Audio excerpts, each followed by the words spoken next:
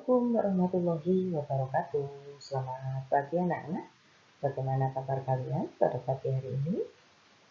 Alhamdulillah di sini Bu Gesti dan Bu Dami dengan kondisi sehat walafiat, tidak dalam suatu apapun.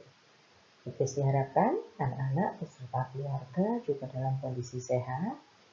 Lalu jangan lupa patuhi protokol kesehatan bila kita beraktivitas di luar rumah. Memakai masker, membawa hand sanitizer, lalu sering-sering cuci tangan, air mengalir, cuci tangan di air yang mengalir dan menggunakan sabun. Baiklah anak-anak, pada pagi hari ini kita akan belajar tema 4, subtema 1, pembelajarannya sama Bu Gesti digabung, yaitu pembelajaran 2 dan pembelajaran 3. Ya.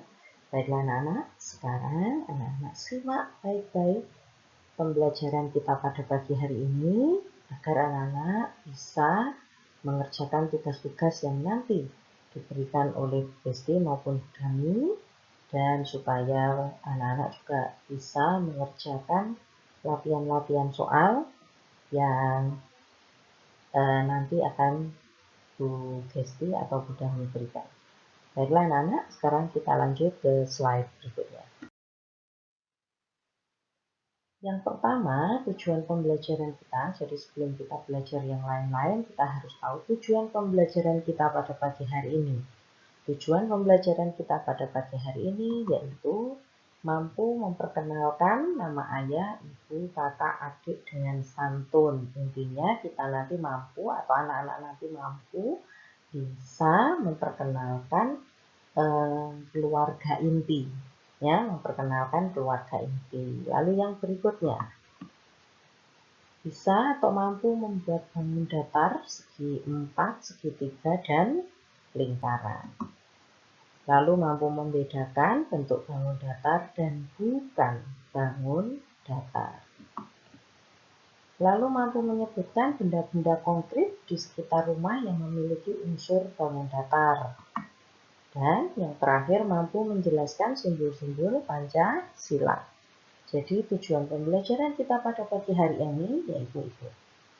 Semoga diharapkan dan semoga anak-anak bisa memperkenalkan nama ayah, ibu, kakak, adik dengan santun, juga bisa membuat bangun datar, lalu bisa membedakan mana yang bangun datar, mana yang bukan, lalu juga bisa memberikan contoh benda-benda yang ada di sekitar rumah yang memiliki unsur bangun datar, dan nanti ini juga bisa menjelaskan simbol-simbol Pancasila. Baiklah anak-anak, sekarang kita langsung menuju ke materi yang pertama. Materi yang pertama ini adalah contoh keluarga inti. Ya, jadi nanti yang dimaksud keluarga inti itu apa? Nah, di sini Bu Gesti mau menyajikan gambar yang disebut dengan keluarga inti, yaitu ada ayah, ibu, dan anak. Anak sendiri bisa terdiri dari ada adik, juga ada kakak, dan diri kalian sendiri. Ya, jadi itu. Jadi intinya, tetapi yang namanya keluarga inti itu hanya terdiri dari ayah, ibu, dan anak. Berapapun jumlahnya anak, berapapun putra-putri dari ayah dan ibu kalian itu adalah termasuk keluarga inti. Nah, berbicara keluarga inti, biasanya kita sering melakukan hal-hal atau aktivitas di mana kita kerjakan bersama-sama dengan keluarga inti. Contohnya, pembelajaran jarak jauh ini biasanya anak-anak didampingi oleh orang tua. Sekarang juga didampingi dengan orang tua, dan kita akan belajar tentang bangun datar. Nah, bangun datar. Kalau pembelajaran sebelumnya atau tema sebelumnya, Bu Gesti mengajari tentang bangun ruang. Sekarang, Bu Gesti mengajari tentang bangun datar. Apa itu bangun datar? Nah, Bangun datar yaitu bagian dari bidang datar yang dibatasi oleh garis-garis lurus atau lengkung. Dan yang termasuk dengan bidang datar adalah macam-macam bangun datar, yaitu segi empat, segitiga, dan lingkaran. Jadi untuk kelas 1 pembelajarannya masih ini ya, bangun datarnya. Jadi ada segi empat, ada segitiga, dan juga ada lingkaran. Ya, jangan lupa yang dimaksud bangun datar yaitu bagian dari bidang datar yang dibatasi oleh garis lurus atau lengkung. Sedangkan untuk kelas 1 bangun datar sendiri terdiri dari atau macamnya ada segi empat, segitiga, dan lingkaran. Sekarang kita lihat contohnya. Nah, contoh dari bangun datar. Ini ada segi empat. Nah, garisnya ada 3. Ini segi empat, ini segitiga, dan ini lingkaran. Ini adalah contoh bangun datarnya. Ada segi empat, ada segitiga, dan ada lingkaran. Kira-kira contoh yang lainnya?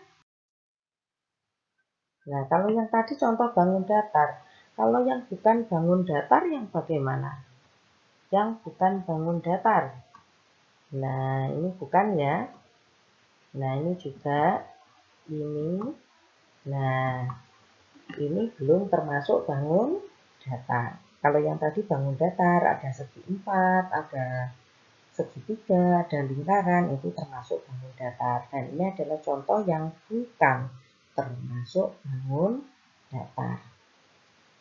Terus sekarang kita akan mencari contoh benda yang mencari contoh benda yang sesuai dengan bangun datar tersebut.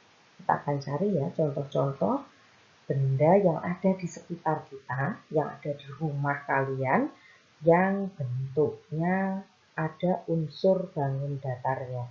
Kira-kira benda-benda di sekitar yang berunsur bangun datar, kira-kira apa saja? Iya, betul. Ada pintu, figura. Ini yang termasuk segi empat, betul. Ini yang termasuk segi empat. Contohnya ada pintu dan ada figura. Lalu yang segitiga. Segitiga ini ada gantungan baju, juga ada atap rumah. Ya, atap rumah kalau kalian perhatikan atau kalian amati itu bentuknya seperti bangun datar. Sedangkan gantungan baju, atap rumah itu bentuknya seperti segitiga dan juga gantungan baju itu sama juga bentuknya segitiga. Lalu yang berikutnya ada jam dinding dan ada kue donat. Enak sekali ya kelihatannya kue donat. Jam dinding dan donat. Kira-kira bangun datar apa? Iya, betul, lingkaran. Jadi jam dinding dan donat ini unsur bangun datarnya adalah lingkaran. Nah, sekarang kira-kira kalau di sekolah ya, kalau di rumah itu kan ada tuh contohnya, tapi di rumah sepertinya ada enggak ya?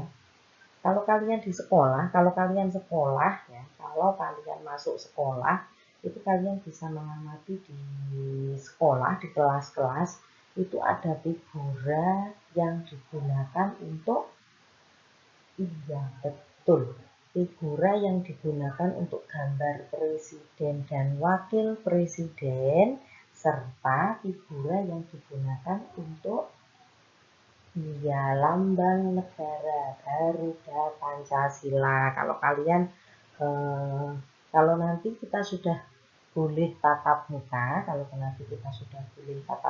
nanti anak-anak perhatikan di kelas-kelas kalian. Pasti di situ ada figura ya. Di situ figurannya ada gambar presiden dan wakil presiden, lalu figurannya bergambar burung Garuda. Ngomong-ngomong tentang burung Garuda, kira-kira anak-anak ada yang hafal nggak simbol-simbol yang ada di burung Garuda? Oke, sekarang kita lihat ya. Simbol-simbol Pancasila yang tertera di perisai burung Garuda. Di sini kalian bisa melihat ada burung Garuda, depannya itu ada perisai, di situ ada 1, 2, 3, 4, 5. Ada 5 simbol. Kira-kira simbol yang pertama itu gambar apa? Oke, betul. Simbol yang pertama adalah gambar bintang. Ini menunjukkan sila ke-1. Lalu ada rantai, sila keberapa? Iya, kedua. Lalu ada pohon beringin, berarti sila keberapa? Betul, sila ketiga. Kalau yang ini, kepala banteng, sila ke-4. Dan yang terakhir, sila kelima, yaitu padi dan kapas. Jadi anak-anak bisa ya diperhatikan simbol-simbol Pancasila.